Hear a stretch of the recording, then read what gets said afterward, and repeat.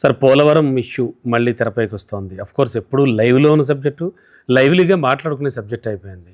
ఏదైనా పని అవ్వకపోతుంటే పోలవరం ప్రాజెక్టులో ఏమిటి ఏదని ఒక శాస్త్రాల్లోకి సామెతల్లో కూడా వెళ్ళిపోయింది. సరే రీసెంట్గా అంటే 2704.81 కోట్లలో ఒక 200 కోట్లు మాత్రమే ఆ అకౌంట్లో ఉంచి మిగతా నిధులన్నీ కూడా పక్కదారి పట్టించారు ఇన్ ద సెన్స్ వేరే డిపార్ట్మెంట్లకి బదిలీ చేశారు. అంటే అవి కూడా మంచి యూజ్ కోసమే చేసి ఉండొచ్చు. బట్ ఇలా అయితే అసలు ఎప్పుడు పూర్తవుతుంది? అంటే నేను పూర్తి చేస్తే చివరి నిమిషంలో వాళ్ళ పేరు వేసుకుంటారు, లేకపోతే వాళ్ళు అయిన దాన్ని నేను పేరు చెప్పుకోవచ్చు. ఇలా రకరకాల స్పెక్యులేషన్స్ ఏం జరుగుతుంది అంటే జనరల్గా నిధులు దారి మళ్లించడం అనేది మ్యాక్సిమం అన్ని ప్రభుత్వాలు చేస్తూ ఉంటాయి. బట్ అంటే ఏది ఇంపార్టెన్స్ ఉంది, ఏది ప్రథమం, ఈ ఇంపార్టెన్స్ కూడా తెలుసుకోవాలి కదా. పర్టికులర్గా ఇష్యూలో ఏం జరుగుతుంది ఏమనుకోవచ్చు? మీరు లేటెస్ట్గా అడిగినట్టుగా చెప్పారు కానీ ఇది చాలా లేట్ క్వశ్చన్.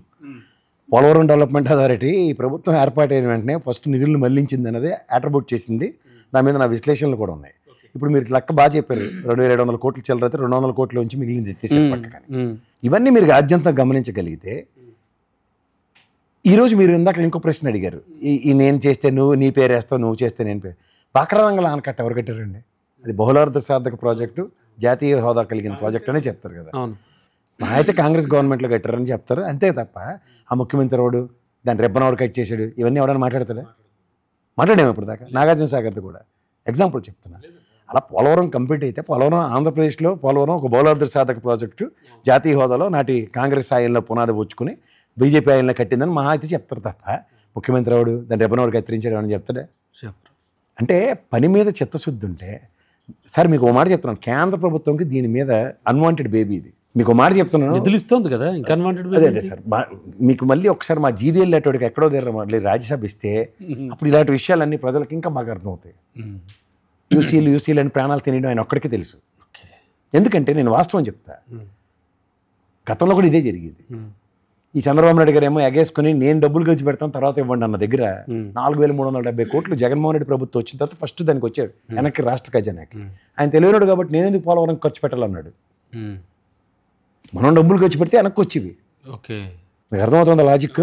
మన రాష్ట్ర ఖజానాని డబ్బులు తీసి ఖర్చు పెడితే ఇప్పుడు అదే దాంట్లో ఇప్పుడు చూడండి తిరిగి డబ్బులు వస్తే దాన్ని ఖర్చు పెడితే మనం ఎన్ని అప్రాన్షన్స్ ఎదుర్కోవాల్సి వస్తుంది.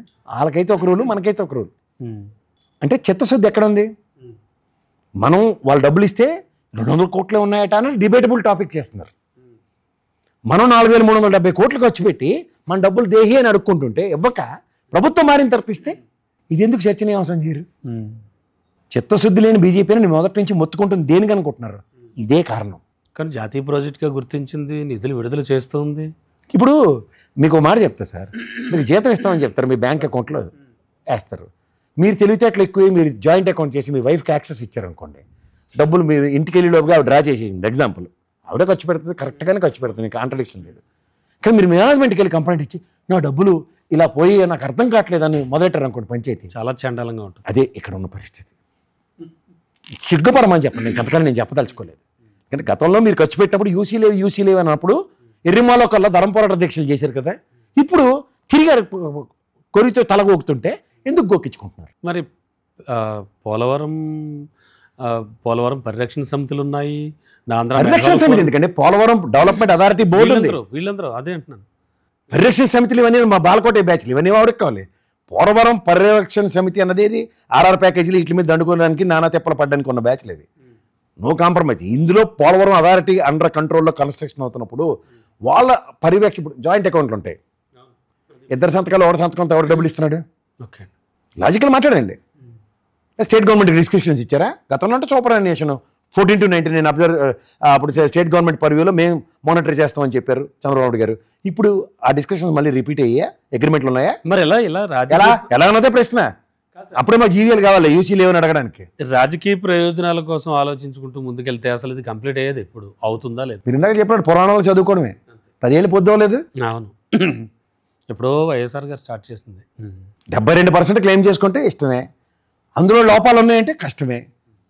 ఎవరు చేయాలరా బాబు అంటే కేంద్ర ప్రభుత్వం చేయాలని అందరూ చెప్తారు. రాష్ట్ర ప్రభుత్వం ఎందుకు చేసిందంటే కమిషన్ల కోసం, అదే ప్రధానమంత్రి మనకి చెప్తాడు. ఎవరి మాటలు నమ్మాలి సార్ దీంట్లో? చెప్పండి, మీరే చెప్పండి.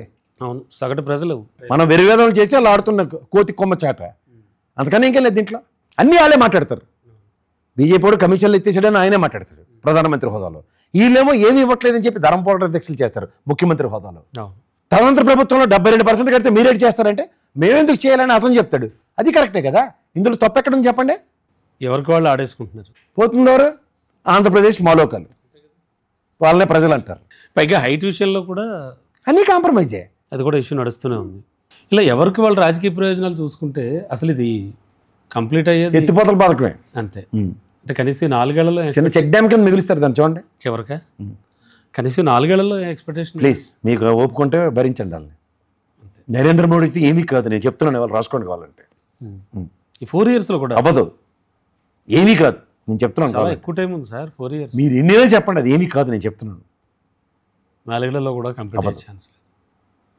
కంప్లీట్ చేసేసి క్లెయిమ్ చేసుకోవచ్చు కదా, మేము మా టైంలో మేము చేసింది. అసలు కనీసం అలా అయినా ఆలోచించట్లేదా? ఇందాక ఇందిరాగాంధీ గారి గురించి నెటిజన్లు ఎలా చెప్తున్నారు, అలా దేశంలో బౌలాద్ర సాధక ప్రాజెక్టులు కట్టింది కాంగ్రెస్ హయాంలో తప్ప వీళ్ళతో ఈ రోజు దాకా ఏటీ కాదు. ఒక చిన్న బాలరాముడు గుడి తప్ప ఇంకోటి అడ్డం కూడా రాదు వీళ్ళకి, అంతకని ఇంకేట్లేదు. అంటే జనాలు మభ్యపెట్టడానికి ఈ ప్రకటనలో విని వాళ్ళకి కూడా అవే కావాలి సార్. మీరు నేను తెల్లారు లేచి ముఖం మీద చెంబు నీళ్ళు చెల్తేనే కానీ మీకు హిందూ అని జ్ఞాపకం రాదు, నాకు హిందూ అని జ్ఞాపకం రాదు కదా. మనం పుట్టుకలు మర్చిపోయాం కదా, మనం హిందూనా అని రోజు గిల్ చూసుకుంటూ ఉంటాం కదా. ఈ బీజేపీ వాడు వచ్చి మనకి చెప్తారు చెవులు శంఖం అది, అరే బాబు నువ్వు హిందువువి, నీకు రాముడు దేవుడు, ఇలాంటి పోరాటాలు చేయాలి, ఆరాటపడాలి, గుడికి వెళ్ళాలి, ఇది చెప్తేనే కానీ మనకు తెలియదు. అంటే కేంద్ర ప్రభుత్వం ఒక జాతీయ ప్రాజెక్టుగా గుర్తించినప్పటికీ అడపా మీరు జాతీయ ప్రాజెక్టుగా గుర్తించడం కాదు సార్, నిధులు రిలీజ్ చేసినప్పటికీ ఒక హక్కుగా ఆంధ్రప్రదేశానికి రాష్ట్రం ఎడగొట్టిన తర్వాత ఇచ్చిన దాన్ని మన హక్కుకే పరిరక్షణ లేదు. ఏం చెప్పాలి? సో పోలవరం ఏమని చెప్పాలా? పోలవరం ఆర్ఆర్ ప్యాకేజ్ ఇవ్వాలని చెప్పి దాన్ని ఎత్తు తగ్గిస్తూ ఈ ముంపు మండలాలు దేనికి కలిపారో వాళ్ళ చిత్తశుద్ధి చూడండి. నేను గత విశ్లేషణలో కూడా చెప్పా, ముంపు మండలాలు కలిపితేనే కానీ నేను ప్రమాణ స్వీకారం చేయనన్న చంద్రబాబు నాయుడు గారు ఇవాళ అమరావతి రాజధాని డిక్లేర్ చేస్తాను కానీ ప్రమాణ స్వీకారం చేయనంటే సరిపోయింది కదా. రెండింటి పట్ల చిత్తశుద్ధి లేదు. 10 ఏళ్ళు అయిన తర్వాత బోడి మల్లన్న ఆర్ఆర్ ప్యాకేజ్ ఇవ్వలేకపోతున్నారట కేంద్ర ప్రభుత్వం, తగ్గించేద్దాంలేండి. మరి దాని కింద కడుతున్నా ఆయకట్టు కింద కడుతున్నా సాగు అవుతున్న ఎన్ని వేల ఎకరాలని చెప్పారు. ఆ పవర్ ప్రాజెక్ట్ పరిస్థితి ఏంటి, దాని సామర్థ్యం ఏంటి? మరి ఇంకెప్పుడు రావాలి ప్లీజ్, వీళ్ళకి చిత్తశుద్ధి లేదు. అజిత్ దోవల్లాగా అడవడ బ్యాచ్ ఇదంతా అలా జరుగుతూనే ఉంటుంది అంతే. భారతదేశం అభివృద్ధి చెందుతూ ఉన్న దేశం కదా, మీరు నేను పుట్టిన కాడి నుంచి అదే కదా చదువుకుంటున్నాం. ఇవే కారణాలు, అందుకని అభివృద్ధి చెందుతూ ఉన్న దేశం కిందే ఉంటాయి.